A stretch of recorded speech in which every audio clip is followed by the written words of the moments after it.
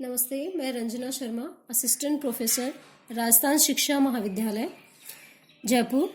आज हम इस वीडियो में बीएड प्रथम वर्ष के तृतीय प्रश्न पत्र के एक टॉपिक अधिगम एवं अधिगम को प्रभावित करने वाले कारकों के विषय में अध्ययन करेंगे। यह एक छोटा टॉपिक है, किंतु परीक्षा के उद्देश्य से काफ़ी महत्वपूर्ण है।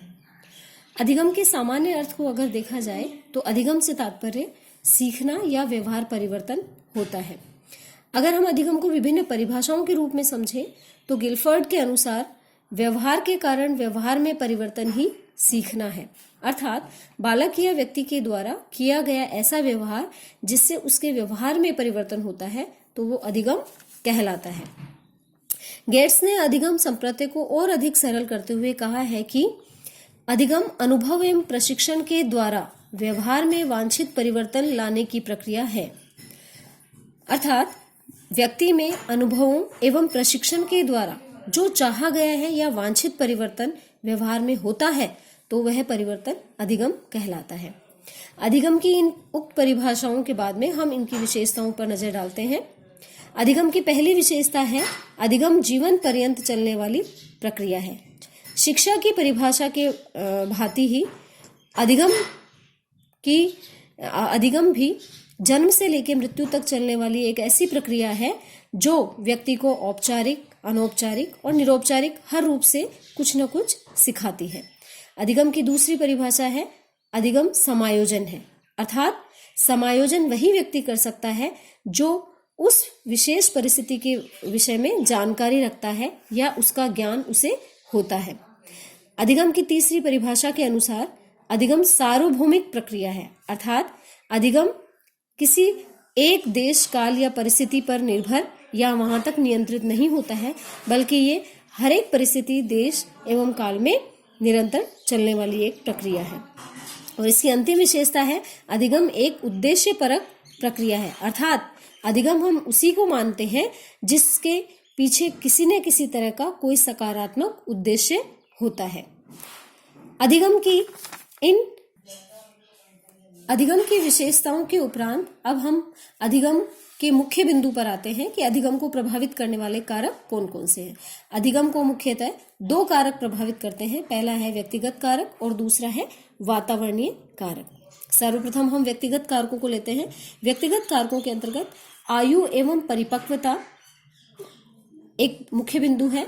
गिलफोर्ड के अनुसार उसके शोध अध्ययनों में ये बताया गया कि शैशवावस्था से बाल्यावस्था एवं बाल्यावस्था से किशोरावस्था तक सीखने की गति में क्रमशः तेजी आती रहती है और इस तेजी के साथ एक परिपक्वता की इसका स्तर भी आता रहता है एवं परिपक्वता सीखने में अपनी महत्वपूर्ण भूमिका निभाती है, क्योंकि परिपक्व बालक में जिज्ञासा प्रबल होती है एवं अधिगम में जिज्ञासा का अत्यंत महत्वपूर्ण स्थान होता है। यदि परिपक्वता से पूर्व सीखना शुरू कर दिया जाए तो समय एवं शक्ति दोनों व्यर्थ हो जाती है। इसलिए एक शिक्षक को इस चीज का ध्यान रखना चाहिए कि उसके कक्षा का आयु स्तर क्या है।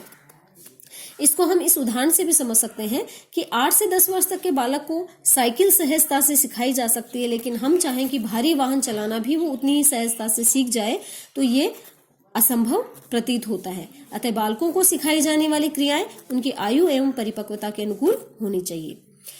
दूसरे बिंदु में शारीरिक एवं मानसिक स्वास्थ्य को बताया गया है। अधिगम ग्रहण करने में इसका महत्वपूर्ण स्थान है, क्योंकि कहा गया है कि स्वस्थ शरीर में ही स्वस्थ मस्तिष्क निवास करता है। यदि व्यक्ति शारीरिक एवं मानसिक दृष्टि से अस्वस्थ है तो वो सीखने के प्रति जागरूक नहीं होता है। शारीरिक व्याधि अथवा अपंगता जैसे कम सुनना, कम दिखना, लिखने में असहजता, सांवेगिक विकार, चिंता, तनाव आदि अधिगम को प्रभावी बनाने में बाधा उत्पन्न करती है। वहीं इसके विपरीत वह इसे और अधिक प्रभावी भी बना सकती है। तीसरे बिंदु में बुद्धि, रुचि, अभिक्षमता एवं अभिवृत्ति जो मनोविज्ञान के मुख्य बिंदु है को लिया गया है। छात्र के अधिगम को प्रभावित करने वाले कारकों में सर्वप्रमुख कारक बुद्धि को माना गया है। तीव्र बुद्धि वाला बालक मंद बुद्धि बालक की तुलना में किसी कार्य को जल्दी सीख जाता है। अतः कक्षा में बालकों की औसत बुद्धि लब्धि को ध्यान में रखते हुए शिक्षक को शिक्षण कार्य करवाना चाहिए। शिक्षण प्रक्रिया में विषय वस्तु में रोचकता का समावेश करना शिक्षक के लिए अति आवश्यक होता है, अन्यथा प्रभावी अधिगम में बालकों की अरुचि उस अधिगम में बाधा उत्पन्न कर सकती है। अभिक्षमता एक जन्मजात प्रतिभा होती है जिसे भिन्न भिन्न अवसरों एवं प्रशिक्षण द्वारा विकसित किया जा सकता है। अतः शिक्षक समय समय पर विषय वस्तु एवं छात्रों की अभिक्षमताओं को ध्यान में रखकर अधिगम को सरल एवं प्रभावशील बना सकते हैं। अभिवृत्ति एक ऐसा बौद्धिक स्तर है जो बुद्धि के बाद में महत्वपूर्ण कारक होता है। अभिवृत्ति वह विचारधारा है जो बालक को किसी चीज को सीखने या न सीखने के लिए तैयार करती है। इसकी सक्रियता व तीव्रता बालक के अधिगम को तीव्र एवं सक्रिय बनाती है, अन्यथा वह निष्क्रिय हो जाता है। अतः इन सभी बिंदुओं पर शिक्षक को ध्यान देना चाहिए। इसके अतिरिक्त अभिप्रेरणा एवं सीखने की इच्छा, किसी कार्य को सीखने के लिए बालक जितना अधिक अभिप्रेरित होता है वह अधिगम उतना ही अधिक सक्रिय रूप से कर पाता है। अभिप्रेरणा एवं सीखने की इच्छा थॉर्नडाइक के उस तत्परता के नियम पर आधारित है जिसमें कहा गया है कि जब तक बालक तत्पर नहीं होगा किसी कार्य को तब तक वो किसी चीज को सीख नहीं सकता, चाहे हम उसके लिए उसे किसी भी प्रकार की सुविधाएं प्रदान क्यों न कर दें। अधिगमकर्ता का अंतिम जो कारक बनता है वह है अधिगमकर्ता का लक्ष्य। लक्ष्य जितना महत्वपूर्ण होगा सीखने के लिए, सीखना भी उतना ही तीव्र एवं स्थायी होगा। यानी अधिगमकर्ता किसी विषय वस्तु को क्यों सीख रहा है, उसके पीछे उसका क्या लक्ष्य है, लक्ष्य सुदृढ़ है या नहीं, उसके पीछे वो फ्रूटफुल है या नहीं, ये भी बहुत महत्वपूर्ण स्थान रखते हैं। तो ये व्यक्तिगत कारक है जो बालक में व्यक्तिगत रूप से उसके अधिगम को प्रभावित करते हैं। इनके अतिरिक्त कुछ वातावरणीय कारक भी होते हैं जो अधिगमकर्ता के अधिगम को प्रभावित करते हैं। इसमें पहला है भौतिक कारक यानी विद्यालय व परिवार का भौतिक वातावरण सुरुचिपूर्ण है या नहीं, प्रकाश, वायु, बैठने की, खेलने की पर्याप्त सुविधा है या नहीं, घर में विपरीत या अनुकूल परिस्थितियां है या नहीं। ये सब विपरीत होने पर अवधान उत्पन्न करती है एवं अनुकूल होने पर वो इसके लिए सहयोग प्रदान करती है।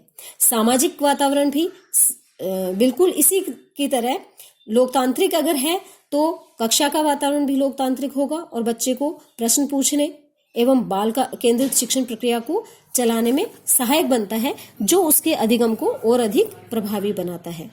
इसके अतिरिक्त समय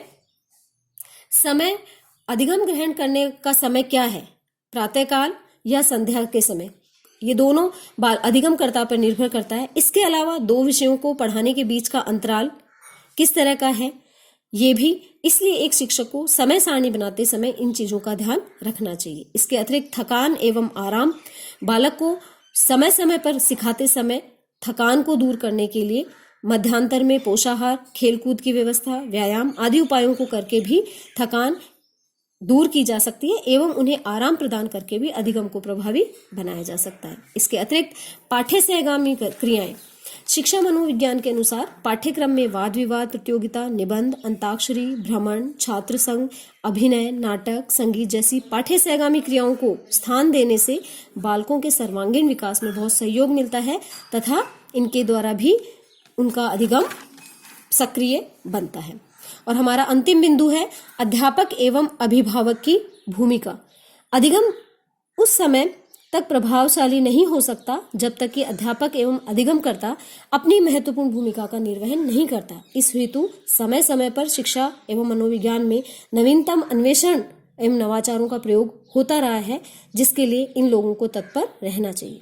इस प्रकार हमने देखा कि केवल विषय वस्तु को पढ़ा देना मात्र सीखने के लिए महत्वपूर्ण नहीं है, अपितु उपरोक्त कारकों के द्वारा भी अधिगम को प्रभावी बनाया जा सकता है। अतः एक शिक्षक एवं अभिभावक होने के साथ साथ अधिगमकर्ता को भी इन चीजों का, इन कारकों का ध्यान रखना चाहिए।